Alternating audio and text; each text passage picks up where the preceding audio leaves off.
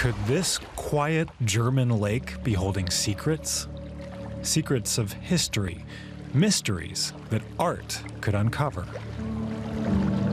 Things were hidden under the sand here. It makes the nature speak.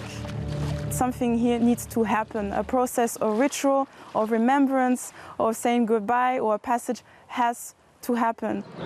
Artist Anguezomo Mba Bikoro felt that here. Wunsdorf, a town outside Berlin with Nazi bunker towers between houses, like this one that collapsed. Abandoned Soviet barracks testified to the Cold War. But it was a deeper layer of history that shocked her most. A story nearly unknown and seldom told from the First World War. People died in the camp because of hunger, because of pneumonia. Germany already believed that people of color were not human. During World War I, prisoners from French and British colonies were kept here. Soldiers from Africa and Asia. It was here that Germany built its very first mosque, meant to show it was taking care of the mostly Muslim prisoners. They were not actually praying inside of the mosque. It was too small for the amount of soldiers that were here, which was up to 9,000. But actually, the soldiers were praying on the fields, on the outskirts, with guns on their head. A century later, Mba Bikoro found the space is now a camp for asylum seekers. Where the mosque stood is now a parking lot. Only a tiny marker testifies to its existence.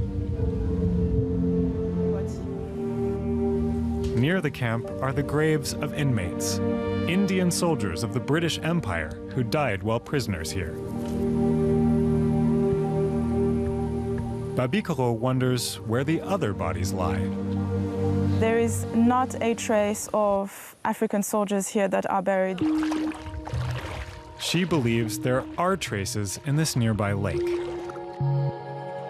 I wanted to come here and think about an underground museum or archaeology of water. Her performance in Arcadia, How Soldiers Become Mermaids, together with artist Anaïs Hérault-Louisada, is about remembering and mythologizing those who died.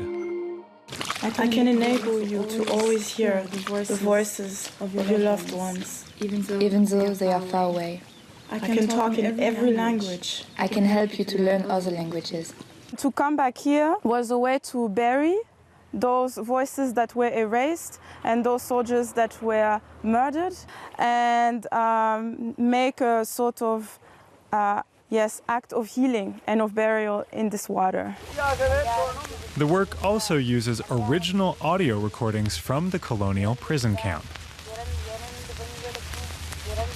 Mba Bikoro believes that some contain the voices of female prisoners, whose stories she says historians have ignored. I don't think that history disappears. I think that narratives take power, but we have forgotten how to listen. She says it's up to the descendants of colonial victims to hear their ancestors' stories and bring them back to the surface.